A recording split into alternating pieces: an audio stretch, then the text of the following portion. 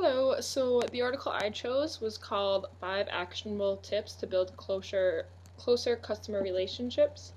And it pretty much gave 5 tips on how to kind of make your app worth your while and how to use it to connect to customers. Pretty much started because a study in the UK found that 96% of businesses had mobile apps, but only 21% sent push notifications. So the first tip was to use it to communicate with your customers via those push notifications. And it said that this needs to be executed correctly because no one likes to get a ton of notifications to their phone that kind of like turn a customer off. So it said that the messages should vary. They should only come at certain times. You have to choose your moments wisely. And also they need to catch the customer's attention right away because really you only get like a sentence in that notification and you have to make the customer want to click on it. The second tip is to keep them control. So you should create a push preference center, which is pretty much somewhere they could go and say, I want push notifications for this, but not this, or just not at all.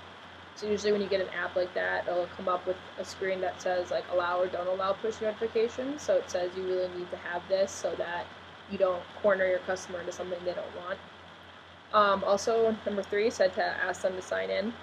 And this one I didn't really like as much because I know personally when I go to like a website or an app and they make me sign in with like an email, I don't really like it because I know they're going to send me a ton of emails. And so it said you should have this, but you should make it optional, not something that's mandatory to get the app or to go to the website. The fourth one is to remind them to finish their purchase. So this one I think is my favorite because it's something that works on me.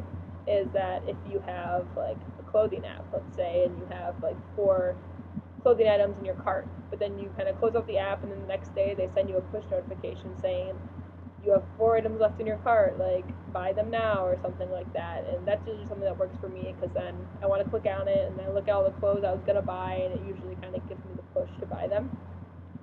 And it also said that this usually transfers over to a higher conversion rate because people like me who get the little push they need to buy those clothes. And then the fifth one says that you should speak to each customer individually. So this is pretty much saying that if you're going to send push notifications, to use their name. And I know this also works for me. If I get a notification on my phone that says my name, I'm more likely to click on it than if I know it's just like a generic message. Even if it is generic, but if it has my name on it, I'm more likely to continue reading it.